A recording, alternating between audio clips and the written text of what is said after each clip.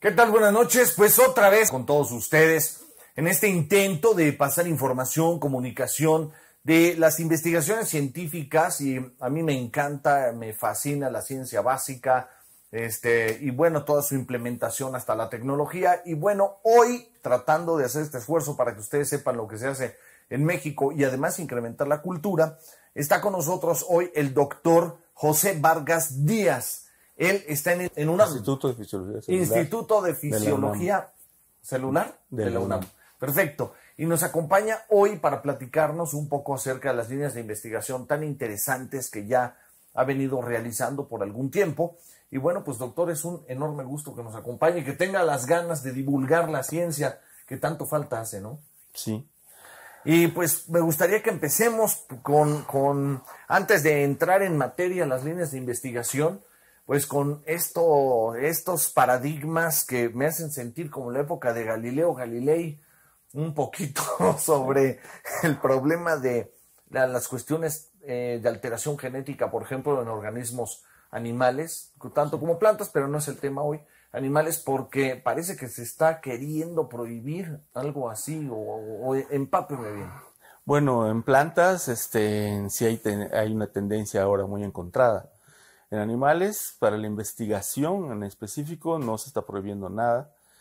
Lo que pasa es que cuando la gente escucha transgénicos o animales genéticamente modificados o organismos genéticamente modificados, ya se prejuicia desde el principio. Uh-huh. Desde el burócrata que nos recibe en la COFEPRIS para importar uno de estos animales o producirlo, hasta pues la gente que nos ve en los medios piensa que estamos haciendo algo raro o malo. Uh-huh.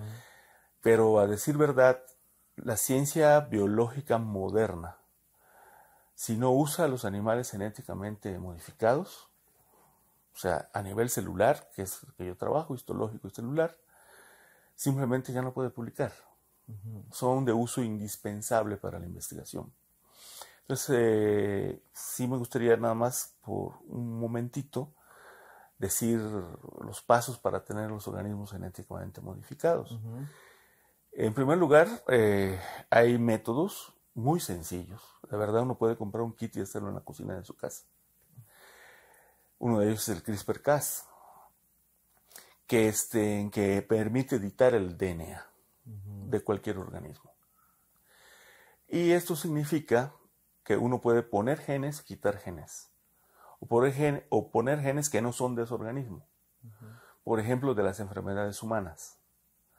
Entonces el animal es propicio a adquirir la enfermedad humana. Y esa es la manera como nosotros podemos hacer experimentos para ver cómo encontrar remedios, curas o medicamentos que alivien la enfermedad humana. Uh-huh. Entonces los experimentos, por razones éticas obvias, no se pueden hacer en humanos. Entonces se tienen que hacer en animales. Y el animal de cajón siempre es el ratón, el roedor o la rata, genéticamente modificados. Ya hay monos genéticamente modificados, pero no en todos los monos se puede hacer investigación. En los grandes primates no se puede. Uh-huh. Se puede desde el macaco para abajo. ¿Por alguna razón? Por razones éticas también. Ah, okay. Son primos cercanos, digamos. Uh-huh. Ya no se permite hacer investigación en grandes monos. Uh-huh. Además, muchos están en peligro de extinción, no se puede. Pero el caso es que uno edita el DNA y puede usarlo para muchas cosas. Por ejemplo, hacer que una célula brille, una determinada célula en un circuito. Entonces nosotros al analizar el circuito, podemos decir en qué célula estamos registrando de todo el circuito. Y así viendo las diferentes células de un circuito, ver cuál es el rol que tiene cada una de ellas en la actividad del circuito. Uh-huh. Muchas veces ha sucedido que alguna enfermedad se debe a que alguna de estas células en particular tiene una falla. ¿A ese nivel? A ese nivel. Entonces se puede hacer cosas como repararla o reemplazarla. ¿Sí? Sobre todo en el neonato, por ejemplo. Esto ya se hizo en humanos con éxito. Wow. En un caso de distrofia muscular, por ejemplo. Ya se hizo, ya hubo el primer caso. Entonces, ¡Qué maravilla! ese es el punto. Entonces, uno edita el DNA y las líneas que salen de animales no ocupan mucho espacio porque lo que hacemos es congelar los gametos, o sea, espermatozoides o incluso embriones. O sea, hay técnicas de criopreservación. Antes se pensaba que si uno congelaba células o organismos, pues las células se rompían, eso es verdad. Pero ya se resolvió el problema técnico y no se congelan en agua, sino que se usa una serie de sustancias químicas como el etilenglicol, etc. Entonces podemos congelar gametos, podemos congelar embriones y estos se guardan a una temperatura baja por mucho tiempo. Entonces, cuando la persona quiere trabajar en ese animal, en esa línea, por un gen particular, porque quiere identificar una neurona en particular, o porque quiere trabajar sobre una enfermedad en particular, entonces uno descongela el embrión, usa una madre surrogate, como dicen en inglés, ¿no? Una madre subrogada, nace de nuevo, pero ya es una mezcla entre la madre subrogada y el gen que queremos. Exacto. Entonces se genotipifica usando las leyes de Mendel. Se genotipifica y se logra tener heterocigotos u homocigotos del gen de interés. La otra cosa para la que se usa el organismo genéticamente modificado es que yo le puedo poner una proteína exógena, por ejemplo, que venga de un alga, para excitarla con luz, si quiero. Eso se llama optogenética. O puedo inhibirla con luz. Entonces no solamente puedo identificarla en el circuito, sino activándola o desactivándola puedo ver cuál es su efecto en el circuito. Ok. ¿Sí? Y eso se puede hacer in vitro e in vivo. E in vitro es muy importante, que es lo que yo desarrollo. Yo no trabajo con conducta. Me gusta ver qué le pasa a los microcircuitos de escala histológica durante diferentes enfermedades. Okay. Entonces, cuando uno ya lo hace in vitro, resulta que esto sí es ético y sí es permitido si se llenan los protocolos éticos adecuados. Los cirujanos, cuando quitan un foco epiléptico, por decir un ejemplo, de un paciente que no respondió a los fármacos y que la única manera de salvarle la vida es quitando el foco epiléptico, ellos me dan un pedazo de tejido. Claro. Y yo ahora puedo registrarlo y ver qué tanto se parece al modelo animal. Hay varios modelos animales de epilepsia, eso es una lista muy grande, como de 50. Se supone que cada uno de esos modelos animales representa un tipo de epilepsia humana. ¿Ya? Entonces, de esa manera se puede estudiar qué fármacos se pueden. La compañía farmacéutica está todo el tiempo detrás de uno, viendo si salen nuevos fármacos o no. Okay. ¿Sí? Cuando nos tardamos mucho nos regañan. Pero se puede ver que cuando empiezan esta investigación in vitro, las patentes de fármacos nuevos se disparan exponencialmente. Sí. De 3 o 4 que tuvimos desde que la epilepsia empezó a ser intentada a ser tratada, de manera médica, por médicos formales, digamos, hasta los años, digamos, 70s, 80s, se veían 4 o 5 fármacos. Ahora hay una explosión, gracias a este tipo de investigación. Gracias a esas investigaciones, claro, desde luego. Y así, ese es un ejemplo de epilepsia. Pero el así Parkinson ya Parkinson. seguramente, y cáncer, y diabetes, y todo esto, ¿no? Todo, problemas graves de salud pública, pues ya los trabajos de biología moderna que intentan resolver esos problemas de salud, o sea, que se llama medicina translacional, pasar de los experimentos en animales a algo concreto que se pueda proponer para los seres humanos, pues se ha acelerado mucho. Y claro, el laboratorio que no use el tipo de organismos genéticamente modificados está fuera de la línea principal de investigación. No puede prácticamente publicar en una revista indexada o buena. Claro. Ese es el punto. Y retrasar a México, porque eso lo hace Finlandia, Alemania, Inglaterra, Estados Unidos, Canadá y quien me diga. Y sí hay todavía mucha discusión, porque pues, heredamos una ética judeocristiana, ¿no? Donde por supuesto no se permite editar embriones humanos, ni fabricar superhombres, ni nada de esto. Sí se permite editar para quitar enfermedades si es que viene el embrión con la enfermedad. Pero no se permite cultivar embriones humanos, ni nada de esto. Pero no solo los judio-cristianos están investigando en esto. En este momento, en este tipo de investigación, China se ha convertido en una gran potencia. Japón también. La India lo está empezando a hacer. Ellos no tienen la misma ética. No manejan la misma ética, exacto. Y no tienen los mismos valores. Y ellos sí no van a esperar. Wow. Entonces, no es que yo diga que ya está un proyecto en algún lugar para hacer gentes que nazcan sin los genes de la obesidad, sin los genes de la diabetes, no. Pero de que está a un paso de empezar a discutirlo, sí se está. Estamos viviendo un momento increíble, ¿no? Es increíble. Y México siempre estaba un poco rezagado por toda la manera como es el intercambio, o sea, el recambio laboral en los lugares. Es muy complicado. La manera de incorporar a tantos jóvenes que ya aprendieron estas metodologías en el extranjero y que ya no tienen lugar para regresar en México. Wow. Eso sí significa que podemos atrasarnos. Y, sin embargo, se está haciendo un gran esfuerzo por la gente que sí ve que esto es necesario. Y bueno, sí se ha dado financiamiento para poder hacer investigaciones de buen nivel en México. Qué bueno, por lo menos, ¿no? Algunas.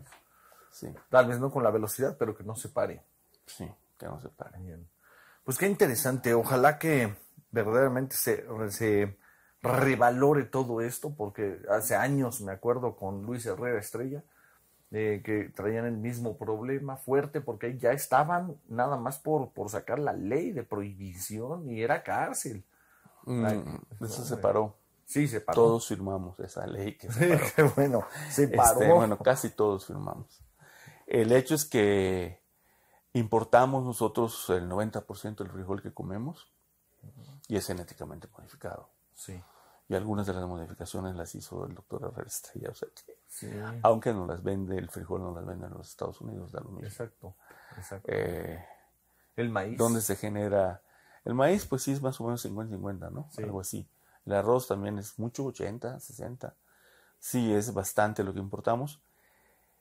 Ser autosuficiente significa que se incorporen esos cultivos, porque resisten plagas, resisten sequía, resisten esto. Pero pues hay gente que está opuesta y esa discusión va a seguir. Pero con los animales de experimentación no hay ninguna restricción que yo sepa, sí. A menos de que al pedir los permisos en la COFEPRIS o en la Zagarpa, alguna persona, por ignorancia, me ponga una objeción. Por ejemplo, para marcar algunos animales genéticamente modificados con ciertas, pues ponerle fluorescencia, poder identificar las células para registrar, se necesita transfectar con virus, con adenovirus. Y claro, vienen por avión y entonces la persona en cierta oficina del gobierno me dice, oye, si el avión se cae, se diseminan los virus. Y eso es un problema, de explicarle que esos virus no son para el ser humano, digamos. Y son vehículos, además. No son vehículos para infectar al ser humano. Pero bueno, todas esas cosas se solventan y se pueden importar los animales. Ahora, en mi instituto, el director ha decidido hacer una unidad propia de criopreservación y de edición genética. Entonces, muy pronto en México no vamos a tener que importar, sino que cuando uno ya se pone en la red internacional, cuando uno ya entra a la red internacional de los animales genéticamente modificados, uno pide por Federal Express, por UPS, los embriones congelados o los gametos congelados. Y uno hace todo el procedimiento acá. Claro. Y entonces uno ya tiene un manejo de los animales que están usando los diferentes laboratorios para diferentes cosas, ¿no? Entonces hay, Interesante, y más controlado todo, sí, además. y claro, ya hay, en este momento hay 30.000 líneas de ratones, más o menos la mitad con diferentes genes que propician enfermedades. Y por lo tanto el estudio de esas enfermedades avanza muy rápido. Y pues la búsqueda de remedios igual. Por otro lado, para hacer ciencia básica no translacional, pues también son necesarios, porque una cosa es registrar un circuito a ciegas y no saber qué célula está registrando uno, o bien saber qué célula registra uno, cuáles son, Sí. y cómo estimularlas, cómo desactivarlas, y ver cómo funciona el circuito en digamos, control sano contra, pues, el circuito enfermo. Exacto. Es más o menos lo que Y es hago. que no es la única manera, no hay otra forma de lograrlo, pienso yo, considero. Bueno, antes cuando no existía esto de los animales genéticamente modificados, pues es a ciegas. Exacto. Se ha hecho muchísima investigación muy buena a ciegas. Hay muchos, pero todos los premios Nobel trabajaron a ciegas. Pero en este momento ya no se tiene que trabajar a ciegas. O sea, quizás en muchas especies sí, porque por ejemplo de monos, de macacos japoneses o chinos, creo que ya hay unas 2.000, 3.000 líneas de animales genéticamente modificados. Okay. Mientras que de ratones ya le dije 30.000, 50.000, 60.000, no sé cuántas ya hay. 30.000 fue la última vez que chequé, pero fue hace 2 años. Y claro, uno puede decidir que aquí en México hay unos genes que nos interesan más que otros, por decir algo, porque son enfermedades más propias de, claro, pues, las etnias del país, ¿no? Los llamados SNPs, que son pequeñas mutaciones. Ya no se habla de raza, porque las diferencias sí, no. en cuanto al número de genes son mínimas. Pero cómo están organizados, o qué mutaciones, en qué lugares, eso sí definen a los diferentes grupos étnicos. Se llaman SNPs, ¿no? Single Nucleotide Mutation, ¿no? Okay. Y eso sí, sí se estudian, y por supuesto hay unas que nos interesan más y que los anglosajones o los orientales no nos van a hacer nuestros animales porque a nosotros nos interesan esas enfermedades. Claro. Esas las tenemos que hacer los mexicanos y hacer los estudios ya de fisiología y de bioquímica y todo, pues los mexicanos. Qué buena idea que se produzcan aquí. Sí. Más control, más todo. Y más enfocado el grupo étnico. Exactamente. Además, diferentes grupos étnicos tienen diferentes problemas. En cada zona de México hay problemas de salud pública un poco diferentes. Ahora, doctor, usted estudia, hay líneas de acciones de la dopamina, ¿no? Y la sinapsis. Sí, yo empecé con eso hace mucho tiempo. Fuimos los primeros en decir, sin falsa modestia, cómo funciona la dopamina. ¡Oh, wow! Y eso está publicado muy bien y muy citado. Y después, claro, otras gentes han visto que hay otras maneras de funcionar. Se han hecho revisiones muy bien. Y siempre es una catecolamina, o sea, en este caso la dopamina en los ganglios basales contra acetilcolina, ¿no? Más o menos sí. Desde hace mucho tiempo está este binomio. Y lo que pasa con estas moléculas es que no les llaman ya neurotransmisores. Antes les llamaban neurotransmisores no clásicos, pero ya ni siquiera la palabra se usa. Son neuromoduladores, porque una vez que inician su acción, la acción puede durar horas o puede durar días. Okay. No es lo mismo que una sinapsis rápida, que libera glutamato, GABA y que su acción termina en milisegundos. No, estos moduladores afectan la sinapsis rápida, afectan el modo de disparo de la célula. Okay. Y entonces, prácticamente cuando uno de esos falta o sobra o pasa algo raro, todo el circuito se afecta. De formas que uno ni siquiera es capaz de intuir o deducir o esperar. O sea, si no se hace el experimento, sí es muy complejo. Porque, por ejemplo, vemos que alguna combinación de serotonina, noradrenalina y dopamina, por ejemplo, ¿no? Y había ahí, ya después de tanta entrevista, investigación y demás, ¿no? Acaba uno hecho un circo con esto del cerebro, por el tamaño de complejidad del que estamos hablando. Pero entonces parecería que la dopamina no es la única que interviene en la felicidad, por ejemplo. No, sino claro que no. No. Entonces hay serotonina. Pero sí es muy importante que aparezca la dopamina en la... Si uno ve un árbol evolutivo de los receptores de esos moduladores, la dopamina está junto a la adrenalina, a la noradrenalina, y el receptor de uno de la dopamina, uno de los receptores de la dopamina, está junto al beta adrenérgico. O sea, en realidad, si uno ve el árbol, hay unos receptores de dopamina por estas ramas y otros por estas ramas, y asociados a unos receptores de noradrenalina, y aquí asociados a otros. Porque nosotros pusimos los nombres de los receptores conforme se fueron descubriendo, pero luego los genetistas vieron el origen y cómo se hizo la evolución de esos receptores. Entonces los que nosotros pensamos que están cercanos en realidad están lejanos, los que pensamos que están lejanos en realidad están cercanos. Y la noradrenalina hace en el corazón lo mismo que en las células del cerebro hace la dopamina: aumentar una corriente de calcio y producir disparo de las células. Y es la misma corriente de calcio en el corazón, en las arterias y en las neuronas. Es una cosa así. Ahora, ¿por qué separar noradrenalina para el resto del cuerpo, o incluso parte de la corteza cerebral, y poner dopamina en ciertos núcleos?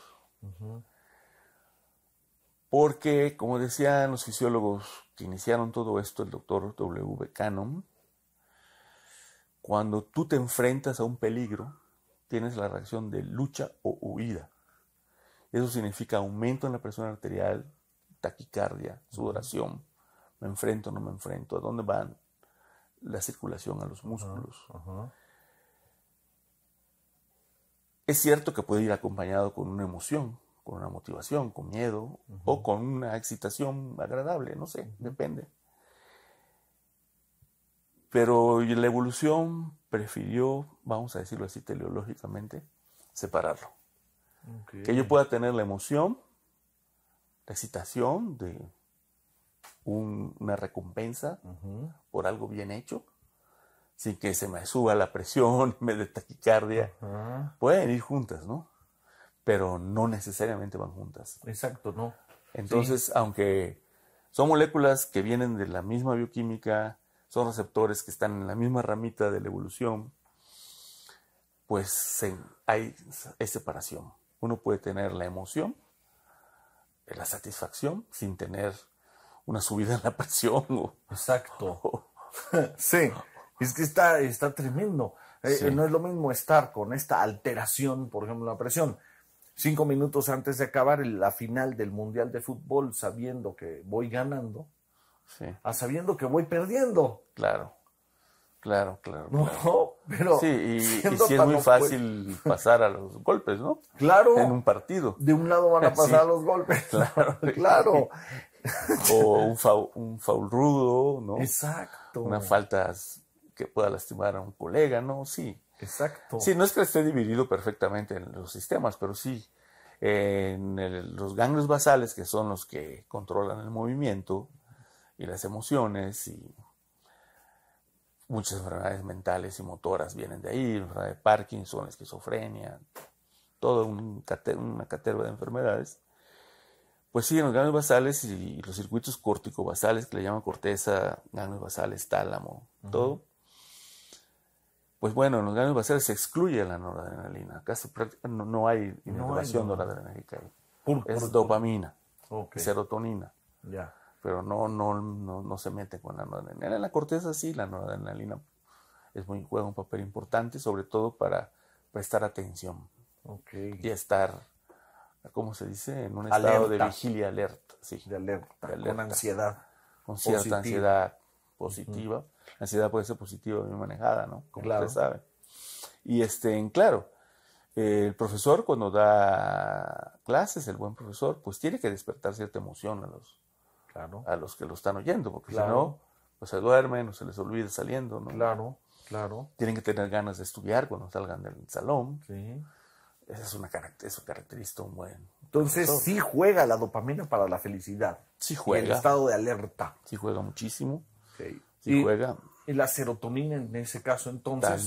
También. Y eso, por eso son moduladores, no neurotransmisores. Sí, de hecho los antidepresivos hay muchas clases de antidepresivos, hay 4 principales. Una de ellas es tanto para la serotonina como para la dopamina. O para la noradrenalina y dopamina. Pero Sí. eso será modernote, porque, por No, ejemplo, no es moderno. benzodiazepinas funciona para dopamina, Benzodiazepinas no es considerado, bueno, sí es un antidepresivo, pero adyuvante. Okay. Yo estoy hablando de las drogas que imitan las acciones de dopamina o que impiden su recaptura y aumentan su concentración en el Cocaína. líquido cefalorraquídeo. Cocaína, bueno, los análogos de la cocaína se venden con receta y son antidepresivos. Claro que sí. Sí, o sea, pues sí, sí, era lógico, ¿no? Y es lógico que ¿Cómo qué? Que no se les nomifencina, por ejemplo, no. eso impide la recaptura. Fluoxetina impide la recaptura de serotonina, la nomifencina lo impide de dopamina y noradrenalina, y hay otras que impiden, nuevas, que impiden de serotonina y catecolamina simultáneamente. Wow. Pero hay que tener cuidado con estas drogas porque hay un padecimiento que ya tiene tintes epidémicos, pero los médicos todavía lo subestiman y no se dan cuenta cuando tienen un caso, que se llama el parkinsonismo producido por drogas. Entonces llega la persona con los signos y síntomas de la enfermedad de Parkinson, pero en el 30% de los casos aproximadamente en los que ya han hecho estadísticas, en México no está hecho, no es Parkinson. Una droga está produciendo el cuadro. Y esas drogas pueden ser, pues muchos antipsicóticos, pues es obvio, porque son bloqueadores del receptor de dopamina, muchos de ellos. Pero pueden ser típicos o atípicos, pueden ser involucrar a la serotonina, a la acetilcolina. Otros pueden ser los antidepresivos, están en segundo lugar. ¿En segundo lugar? Sí, en tercer lugar, que producen parkinsonismo, están los bloqueadores del canal de calcio, que se usan para todo, para la hipertensión, para la epilepsia, para la angina de pecho. ¿Nombres algunos, 2 o 3? Verapamil, por ejemplo, ya hay casos reportados con él que produce, no quise decir amlodipino, pero está incluido. Ok, perfecto. Sí, todas estas drogas resulta que produce Parkinson iatrogénico. Ok. Entonces el médico tiene que saber diferenciar cuando es un parkinsonismo producido por drogas o cuando es Parkinson de verdad. Pero lo que es peor es que muchas de esas drogas, si uno va a tener Parkinson dentro de 5 años, se lo adelantan a uno, ¿no? Lo destapan antes. Sí. Y si uno ya tiene Parkinson, pues lo pueden empeorar.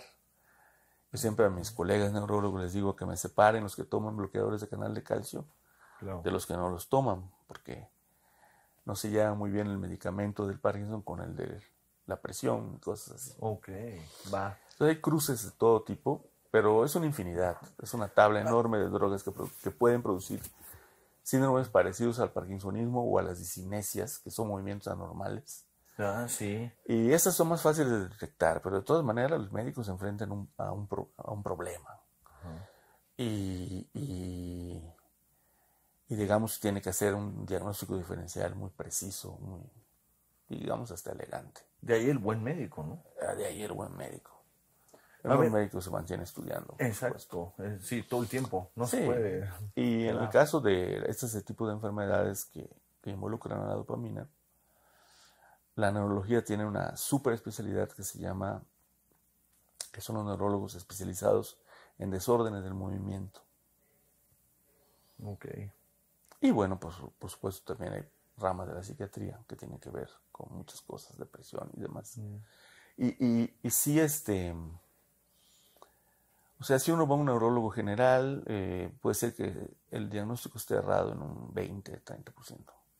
Si uno va a un especialista, ya el error se reduce a 5-10%. Sí, es muy importante que la gente sepa eso. Porque no, o sea, el médico se especializa, se sobreespecializa, se superespecializa. Y en nuestro país, en algún momento, no me acuerdo si fue en el sexenio de Ruiz Cortines o en el de López Mateos, se degradó a la profesión médica. y dejaron de ser doctores y se volvieron licenciados. Ah, no puede ser. Sí, la gente le sigue diciendo doctores por costumbre. Y es un insulto a la profesión porque un superespecialista se echa la carrera, ya es licenciado. Sí. Se echa una especialidad y luego la superespecialidad. Sí. Y luego hay que salir al extranjero a revalidarla para que te crean que eres bueno. Sí. Y regresan con todo eso y son licenciados igual que el contador que acaba de salir con 4 años de carrera. No puede ser. No Por puede ser. supuesto que en Estados Unidos no, en Estados Unidos son doctores. Claro. De hecho, muchos de ellos ya pasaron el examen norteamericano para ser doctores. Son doctores allá, no acá. Exacto. Allá, además. Sí, y el posgrado los discriminan. Ok. Entonces yo aquí digo Habría que hacer ajustes hay de cosas eso, ¿no? en el sistema educativo que deben de ajustarse. Y como el régimen va a cambiar, pues hay esperanzas. Tal vez yo diría, no hay cosas, yo diría, hay un régimen educativo que hay que cambiar. Sí, probablemente. Porque Sí, un está tipo muy que ya está fuerte. súper especializado, lleva 10 años en el hospital estudiando casos y ya es muy duro. ¿Cómo que no es doctor? Sí, exacto. Por ejemplo, ¿no? Ajá. En medicina me refiero. Sí, sí, claro. En el UNAM ya se hizo el doctorado en ciencias médicas. Y ya son no solo la licenciatura, pero pues hay médicos en ejercicio súper capaces que Claro. deben tener el equivalente o algo por el estilo. La práctica es el maestro definitivo. Y nosotros, los investigadores básicos, pues estamos en nuestro nicho. Ahora, cuando hay interacción entre ambos, que es lo que mucha gente de muy buena fe está tratando de hacer en los hospitales nacionales de salud, que haya las dos cosas, que haya Una una comunicación. intersección entre el científico básico y el clínico, pues aparece esto que estábamos hablando, que es la medicina translacional. Ok, qué interesante. Ese es, Y ese es su y mero yo mole. pues apoyaré siempre a los médicos que lo están intentando hacer, que quieren que en los institutos de salud haya laboratorios de investigación, por supuesto. Siempre lo apoyaremos. Sería fantástico. Y entonces, en el sentido de la dopamina, esto es un modulador junto con la serotonina, por ejemplo, pero lo que está pasando es que, y ahí tengo una duda yo, pensemos en un cerebro sano, en un joven de 17 años, un cerebro sano. Si inicia con consumo, por ejemplo, de alguna droga, cocaína o la que sea, obvio va a tener un desequilibrio químico en el cerebro y el cerebro va a tratar de compensar. La última oleada de aferencias dopaminérgicas que inervan los ganglios basales y la corteza se da a los 20 y tantos años. Ok. O sea, corre uno el riesgo de Destruirla. esa última llegada. Wow. Sí. Qué importante este dato. Ese dato es por muy eso importante porque es por lo que el NIH y las autoridades norteamericanas impiden que la cannabis se venda recreativamente, o sea, tratan de impedirlo. Ya los estados lo hacen por su cuenta y el uso medicinal pues no tiene por qué prohibirse y que cada quien adulto haga de su vida lo que quiera. Pero la razón por la que me explicaron las personas del National Institute of Drug Addiction, uno de los jefes de ahí me explicó en una comida que la razón por la que sigue la prohibición, que esa es lo que causa las muertes y las guerras de los carteles y todo, desgraciadamente. La razón es porque empiezan a aparecer narcomenudistas en las secundarias. ¿No? Cuando el cerebro está en formación. Cuando sí puede haber daño. O sea, si Es fuera importante. para los adultos, pues, lo que la gente ya no habla de prohibición, sino que habla de regulación. Así como el alcohol está prohibido o controlado, o sea, es rarísimo el padre que le dice al hijo de 15 años, vamos a tomarnos unos tragos, ¿no? Sí, es muy difícil. No es muy difícil. Lo hay, pero después de los 20 y tantos empieza ese tipo de relación, que es muy positiva entre padre e hijo, ¿no? Pero sí, actualmente se considera que el cerebro termina de madurar 22 más o menos 3 años. Sí, exacto. Entonces, todo lo que es antes, pues sí hay un riesgo. Okay. Y si entonces, cuando entra el cerebro en este desequilibrio, el cerebro trata de defenderse, compensar, se generan algunos problemas. Se generan inervaciones donde no deben estar Ajá. y no se generan donde sí deben de estar. Esos daños pueden permanecer para el resto Para de la el resto vida de la vida, del sí. Wow. ¿En qué porcentaje de riesgo entraría un consumidor de marihuana, por ejemplo? Cuando es muy esporádico, yo diría que es casi un riesgo nulo. Cuando es crónico, ¿Y dónde está la barrera? bueno, yo sé la definición en el alcoholismo. El médico pregunta, bueno, la norteamericana. Ajá. El médico le pregunta a la persona, durante la semana pasada, usted tomó, digamos, más de 4 tragos, más de 2 días. Y si el paciente inocentemente dice sí, en el expediente aparece alcoholismo. Wow.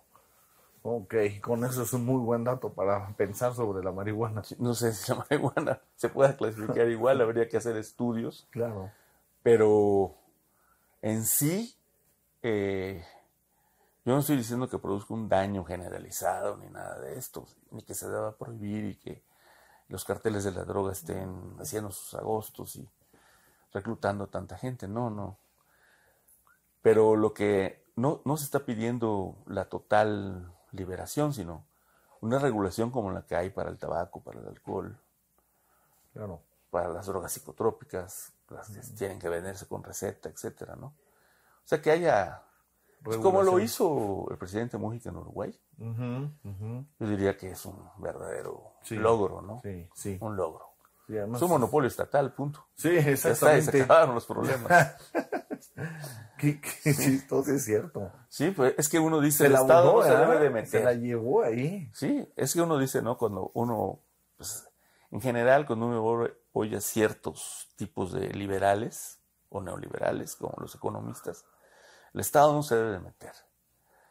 Pero si uno vive un tiempo en la sociedad anglosajona, el Estado se mete en todo. Sí, sí, Si absolutamente. ven a un niño en un camellón pidiendo caridad, lo recogen, se lo quitan a sus padres y lo ponen en una institución para criarlo. Y le dicen al padre, hasta que no tengas medios para mantenerlo, no te lo voy a devolver. ¿Sí? Sí. El Estado, ¿qué quiere decir que el Estado no se meta? En los países anglosajones, en los países europeos del norte, se mete, pero hasta la cocina el Estado. Sí, sí. Regula hasta por dónde sales y por dónde, qué letreros tienen que tener un restaurante, dónde están las salidas, dónde están las entradas. Ya lo estamos haciendo nosotros, ¿no? Si tiene que tener para discapacitados instalaciones.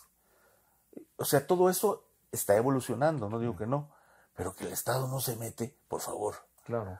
Es decir, una tontería. No, entonces, el liberalismo radical no existe en ningún lado. Armonía, ¿no? Lo que pasa es que aquí piensan en la libre empresa y es otra cosa. Pero no se mezcla. O sea, se puede hacer nomás que regularlo. Se puede, se regula, pero por eso estamos diciendo, no es radical prohibición, radical liberación, es tiene que haber regulación y lo que pasa es que tiene que ser gente, nuestros diputados, la Cámara Legislativa, basado en evidencia científica siempre, consultando a los expertos. Claro, si no, ¿de dónde sale el dato? ¿No? Como pues, la primera buena señal del régimen que entra es estos foros, ¿no? Sí. Contra la violencia. Bueno, preguntar cómo le dijo a los ingenieros el presidente electo.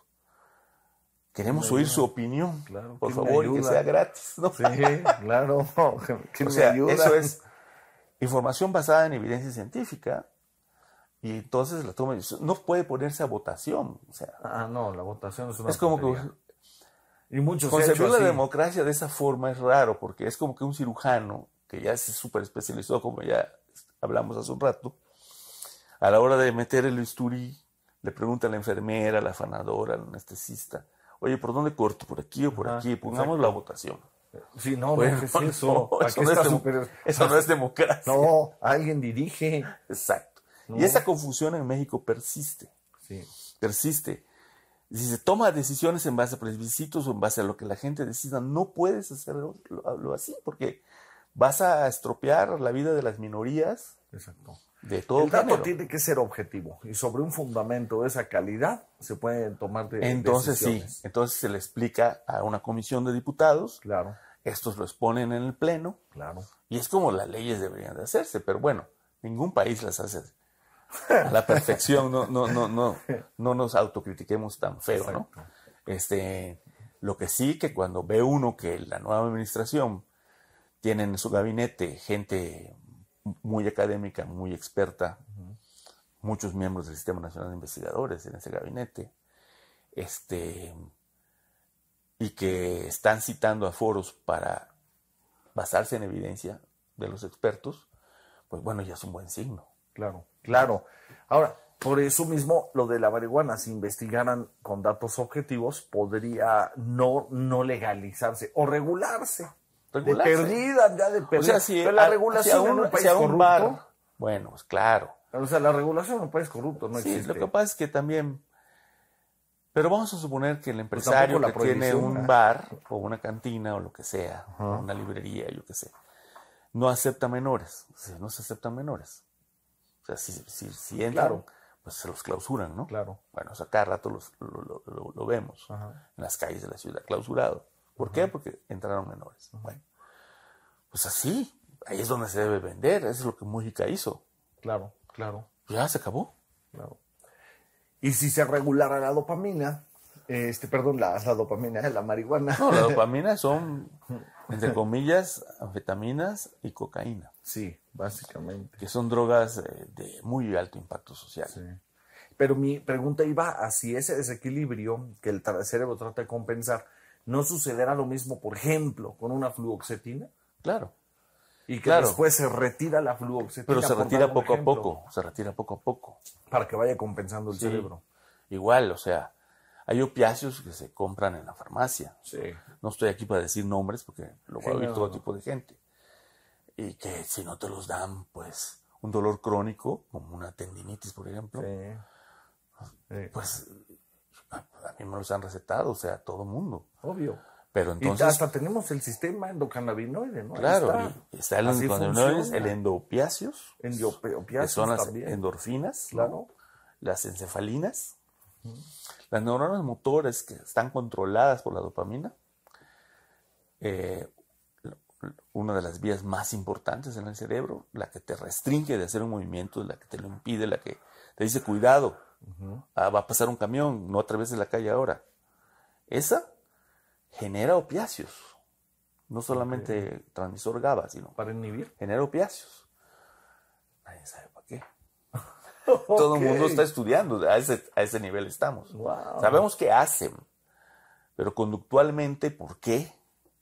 Eso está en pañales. Ahora, con estas nuevas técnicas de los animales genéticamente modificados, la investigación va a ir muy rápido, tan rápido que si no incorporamos a todos los muchachos que después de hacer el doctorado acá hacen el postdoctorado fuera y no tenemos plazas suficientes en las universidades para acogerlos, nos vamos a quedar atrás. Sí. Y esto es una paradoja, porque el problema de los ninis es un problema nacional estratégico.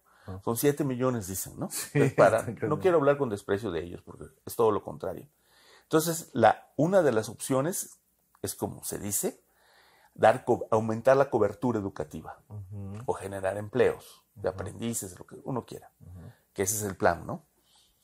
O darles deporte, o darles música como Dudamel, claro, arte, cultura, arte, o meterlos a su laboratorio también. Exacto. Algo. Entonces, si no lo das, pues Steven Pinker tiene un libro, se llama El origen de la violencia. Ah, sí, lo conozco, sí. Machos entre 19 y 30 años en el ocio, que no tienen ninguna de esas cosas, claro. ¿Qué van a hacer?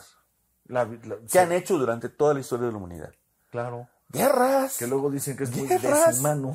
Guerras. Es que cuando empiezan a hablar del feminicidio, por ejemplo, o de la violencia, pues tenemos 7 millones de esos machos sueltos. Sí. Y no hay sistema que se ocupa de ellos. No. Entonces, que prevengan. La administración que entienda de que tienes que ocuparlos, pues ya ganó una parte. Y como dice, como no se puede, pues no hay dinero para todos, pero sí se puede. Entonces, esa es la paradoja.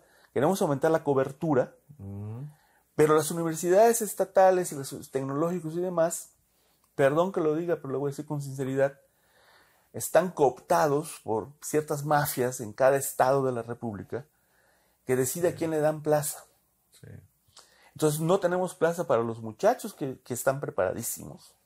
Pero sí para los niños. Pero sí para los cuates, para mi cuñado, para que lee el libro un ratito antes de dar la clase y que nunca ha hecho los experimentos ni ha trabajado en el tema. Sí. Entonces es una paradoja porque queremos aumentar la cobertura, pero si el poder para dar las plazas de profesor en las nuevas universidades, que ya hay muchas, yo diría que el Valle de México tiene cobertura total si se quiere. Sí, claro. Si se quiere. Y ahí yo creo que mucho tiene que ver, todavía más que las instancias de gobierno, o las instancias de gobierno tienen que ocuparse en una educación mental, ¿no? Ética. Eso es. Dignidad, respeto, honor, valores. Perdón, pero algunos dicen que puede usarse para mal estos coordinadores o vicegobernadores o virreyes, como les llaman, que le van a poner a cada gobernador para vigilarlo. ¿En qué se usa el dinero? Bueno, pues para mí la prioridad número 1 es quién se contrata en las universidades. Exactamente. Porque según la ley, como según si fuera la ley, ético, no tendrías que poner quién tú vigilar. no puedes tener tiempo completo si no tienes doctorado. Entonces, ¿por qué los que están dando clases no lo tienen? Porque en vez de contratar a los doctorados que están ahí fuera sin plaza y se quedan en el extranjero, porque aquí no hay lugar, ¿sí? Después de que los formó México, que te va a hacer una mente crítica, que te va a hacer unos estudiantes críticos, que va a organizar debates sobre todos esos problemas que estamos hablando. Mejor contrato a menganito por horas, no tiene ningún derecho sindical ni laboral, ni prestaciones. Sí. Y cuando se me alebreste, lo saco. Sí. Entonces, si las universidades de los estados están con este problema, y hay que decirlo en público, porque pues, viene un nuevo régimen, hay que dar tips. Sí. Por favor, ahí es donde hay que empezar a vigilar dónde se gasta el dinero. Sí. Y que no sea un grupito el que diga quién tiene plaza, quién no tiene plaza. Hay un montón de gente súper preparadas que no pueden regresar al país por falta de plazas, y al mismo tiempo queremos que haya cobertura y que aumente, cuando menos a los niveles de Argentina o algo, ¿no? Muy cañón, sí. Entonces, ¿cómo? Sí, no. Eso es, ¿Con eso es verdad. Y metiendo a los cuates? No. Todo eso es verdad, pero me van a decir en el canal, y el doctor está hablando de política. Bueno, estoy hablando, esa es la dopamina. ¿Cómo que es la dopamina? Claro que sí, porque esos muchachos que no pueden tener empleo, que no hay deporte, y que no tienen la cobertura educativa que deberían de tener. Las olas de dopamina. ¿Qué pasa con la dopamina? Los excita, los hace... se va para abajo. La deja de producir el cerebro. Se deprimen, se sienten muy desvalorizados, su autoestima se va para el suelo. ¿Y qué es lo que hacen los primates machos cuando esto pasa? ¿Qué hacen? Se juntan en bandas y se dan identidad y se dan autoestima y se ponen símbolos. Yo soy la banda tal, yo soy la banda tal, y estamos peleados con la tal. Y regresamos, no sé si ya vio el libro de Jared Diamond. Sí, no. El libro de Jared Diamond, al mundo hasta ayer. Al mundo hasta ayer. Cuando encontraron esas culturas, ¿no? Que estaban en la edad de las cavernas. Guerra permanente. Sí. Entonces ¿quieres la explicación de los feminicidios? ¿De los secuestros? ¿De los robos? Dopamina. Es dopamina. La necesitas. Y si no la puedes, y si no tienes la vía correcta para detenerla, la humanidad ha tenido una solución. Hasta el siglo XIX, bueno, hasta el siglo XX, si quieres. Pero la dopamina no era felicidad, o también participa en el pleito de bandas. Claro que sí. Por la excitación de la alerta. Claro. No, entonces una persona se siente bien cuando pelea. Por eso las relaciones de pareja por eso hay artes marciales, por eso la gente va a ver el box, y por eso se regula el box. O sea, ¿por qué no se prohíbe el box? Regresamos a lo mismo. Porque si tú prohíbes el box, vas a tener gentes peleando en terrenos baldíos, un peso mediano contra un mosca, y la gente va a apostar cuánto tiempo tarda el mediano en matar al mosca, sin ningún derecho laboral, sin ningún contrato. Eso era el box, ese es el pleito callejero. Y como son las viene de la peleas de perros. dopamina también. Claro, claro, porque la gente quiere emoción, la gente quiere y paga para tener ese satisfactor de ver esa pelea. Pues de ver deporte, déjese la pelea, fútbol, béisbol, básquetbol. Fútbol americano. ¿Cuánto cuestan los boletos para ir al juego del NBA? Van a haber dos. Sí, no. ¿Cuánto cuestan? Sí, no. Ir a las carreras de coches. ¿Cuánto cuesta la Fórmula 1 en México? Sí, dígame. Entonces, la gente quiere. Ahora, a unos muchachos de estos, de clase socioeconómica no muy favorecida, tú no les das nada para que esa dopamina haga su papel, el bueno, Sí.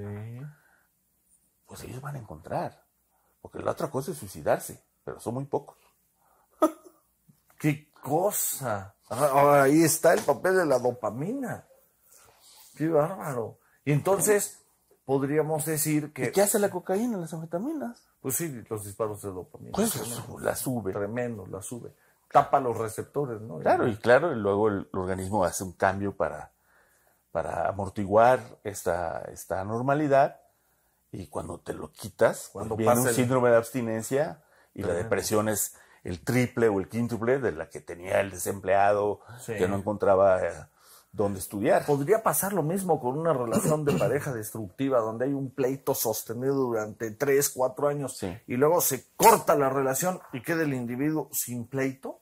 Está ¿Se puede tremendo producir eso. Sí, claro. un síndrome de abstinencia ahí? Claro que sí.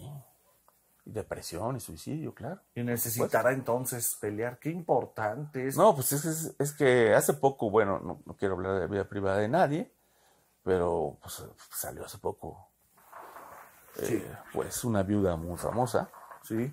salió hace 2 días en los periódicos, pues que después de la muerte del marido se quedó deprimida profundamente.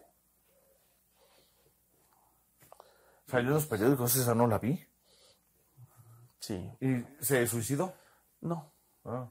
no, pero sí, la gente que lo cuenta, pues es un relato desgarrador. Ok. Entonces, ¿un individuo le puede suceder si pierde el trabajo? ¿Si pierde la pareja? Si se le quema el negocio, ¿Se le quema el negocio? ¿O tiene que cerrarlo?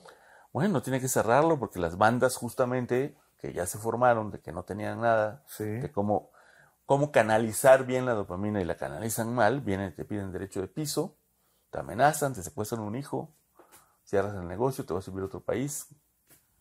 Y ahí funciona entonces la dopamina, pero también la serotonina. La serotonina, la noradrenalina, la acetilcolina y todos los moduladores. ¿Sí? Entonces, Todos, podríamos todos, decir todos. que es una alteración generalizada química en el sí, cerebro, Sí, del nivel basal arriba. sí.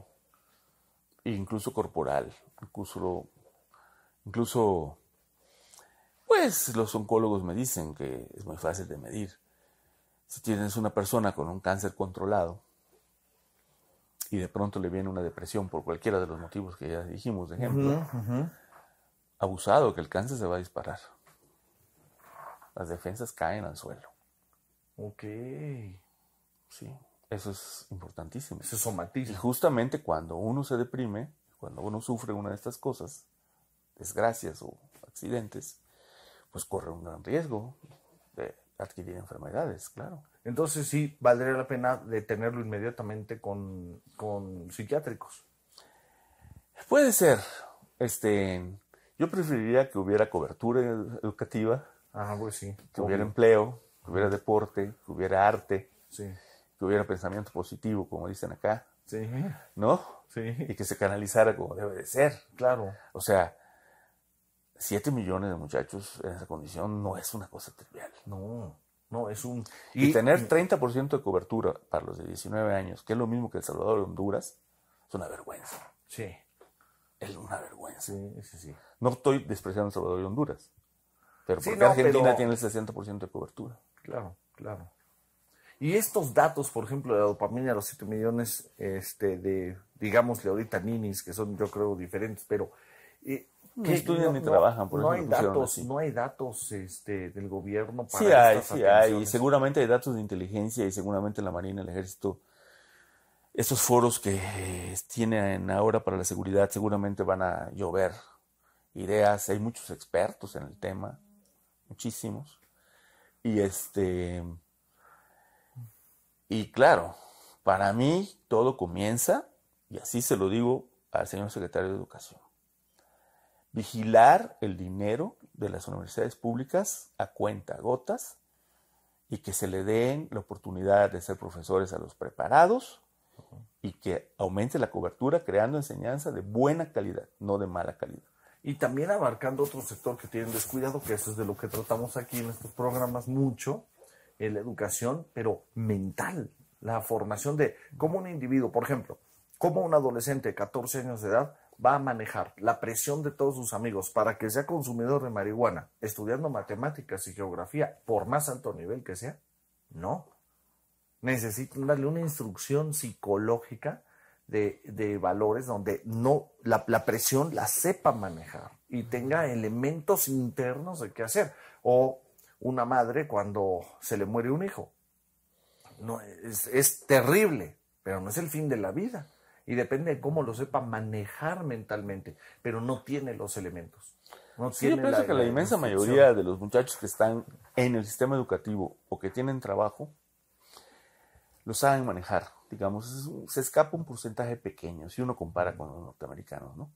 El porcentaje en México de la gente que no lo sepa manejar, todavía aquí es bastante pequeño, porque tenemos valores familiares muy especiales, los latinos. Ah, sí, comparado con los americanos, comparado sí, totalmente. ¿Sí? En esa comparación es cierto. Eso tenemos que... Yo lo que hablo es qué pasa cuando no está dentro del sistema la persona, no está insertada, ¿sí? Entonces, ¿qué piensa una persona que no tiene trabajo, que no tiene dónde estudiar, que no tiene con quién jugar una cáscara de fútbol? ¿Cómo se siente esa persona? Neurológicamente, ¿Tiene autoestima esa persona? No, definitivo. ¿Para qué nací? Sí, a nivel psicológico pierde el sentido de la vida. Así. A nivel psicológico. Ahora estoy aquí. Entonces, ¿cómo dice la canción de puño de tierra? Eso sí, no sé. Esa puño de tierra dice, pues ya, me da lo mismo morir o vivir, entonces me meto a esta banda. Claro, claro. Me meto a esta banda, porque al fin y al cabo, en cualquier momento y en me ese muero. estado de caída en el cerebro, ¿qué está pasando? Pues que eres muy vulnerable a que te recluten por gente que se aproveche de ti. No, me refiero, no hay dopamina o no hay serotonina o hay excedentes de... Los estudios son controversiales, porque lo medimos en animales, muy poco en humanos. Y el animal pero no sí tiene se el dice, fenómeno psicosocial. Sí tiene, sí se fabrican los modelos sociales en los animales. Okay. No quiere decir que sean exactamente, antropomorfizamos mucho la conducta animal para decir que esto es un modelo de esquizofrenia o de depresión o de obsesivo compulsivo, pero sí existen los modelos de conducta animal. Okay. Se usan en la industria farmacéutica para crear los nuevos fármacos. Okay. Yo lo que trato es de ir al tejido y estudiar las neuronas y ver si hay correlatos con esa conducta. Okay. Es lo que trato de hacer para ver que si hay algo más objetivo, si el tejido nervioso me puede decir que hay un signo ahí de que algo está mal, ¿no? Okay. Más que la pura conducta que son inventos humanos. Sí, el modelo de depresión es, por ejemplo, nado forzado. Echo el ratoncito y pues no le gusta estar en el agua. Él quiere salirse, buscar un escape. Y entonces cuentan cuánto tiempo tarda en rendirse. Dice, esto no tiene caso, me rindo, me dejo ahogar. Entonces, ¿cómo se prueban las drogas antidepresivas? Pues si normalmente se rinde en 10 minutos, ahora con la droga se va a rendir en 15. Mira, esta droga hay que probarla en humanos. Estoy simplificando, ¿no? Sí, claro, porque pero es mucho, toda una historia, protocolos y demás. Pero el nado forzado realmente es un modelo de depresión. Yo se los pregunto a ellos, ¿no? No digas que no, me dicen. De aquí salen los fármacos y ni modos. Eso es pragmatismo. Si sirve, úsalo. Pero digo, es un modelo de depresión. Así como ese hay varios. Sí, muchos. Sí, pero es súper cuestionable, ¿eh? Súper cuestionable, porque súper. Pero el punto central es me rindo para que estoy acá. Exacto. Ya no puedo más. ¿Ahí qué le sucedió al cerebro? O sea, que no produce dopamina. Eso es lo que está en controversia. La miden y muchos dicen que está para abajo. Entonces, claro, si está para abajo la serotonina, la dopamina, pues te dan un antidepresivo tricíclico, pues al ratoncito, ¿no? Fluoxetina o los derivados modernos. Y resulta que ahora ya no se rinde tan fácil el ratoncito. Ya está, esa es la clave. Es el modelo de la industria farmacéutica. Okay. Para sacar un fármaco. ¡Wow! ¡Qué bárbaro! Hay otros, ¿no? Sí. Pero estoy simplificando Sí, porque claro, no hay tiempo claro. para decir de todo. Claro. Pero bueno, es antropoformizar, ¿cómo se dice? Al animal, ¿no? Esta conducta animal equivale a esta humana. O sea, Qué pues peligro. ya es demasiado estirado. Qué peligro, sí. Digo, un roedor normal. Claro, son de laboratorio los que usamos, ¿no? Pero digamos, imaginemos en la selva o en la calle o en las alcantarillas. ¿Hará eso o en realidad? Y claro, puede haber modelos más complicados, ¿no? Entonces es controversial. Que Sí, va para abajo la dopamina es controversial. y la serotonina. Pero claro, las drogas que las suben sí crean euforia. Ok. Y la gente se cree Superman. Por eso cuando no hay depresión y la consumes, te vas a la euforia. En la euforia te crees genio. Ajá. Entonces empiezas a escribir, al día siguiente te das cuenta que lo que escribes es pura porquería. Pero en ese momento te crees genio. Sí. O te crees Superman y te lanzas desde un balcón porque crees que puedes volar. Cosas así. Esos casos han pasado. Qué grueso. Qué cosa, de verdad. Qué interesante, ¿eh? Qué buena charla. Muchas gracias, doctor. No, pues de nada. Nos viene el condenado Claro tiempo que- encima. ¿Cuándo nos vuelve a acompañar? Cuando usted quiera. Hablar. Yo lo que le digo a señor Hurtado es que me den una clave para que yo vea los contenidos Ah, no, claro. un ratito ya. y pueda- Eso es un hecho, ¿ah? y pueda yo Ahorita la ayudar generamos. mejor. Muchas gracias. Qué bueno. Pueda ayudar Excelente, mejor. gracias. Porque aquí le dimos mensajes Ya a aceptando. al público en general, pero también a secretarios de Estado. Sí, claro, sí, no, claro, y vaya que hace falta. Muchísimas gracias, doctor, No, por pues habernos usted. acompañado hoy. Muchas gracias. Bueno, nos acompañó el doctor José Vargas Díaz. Él está en UNAM, en el Instituto de Fisiología Fisiología Celular. Muchísimas gracias por la plática de hoy. Ojalá que no sea la última. No, esperemos que no. Gracias. Bien, pues yo me quedo con ustedes. Soy Martín Aparicio, ya sabe usted. Gracias, nos vemos en la próxima.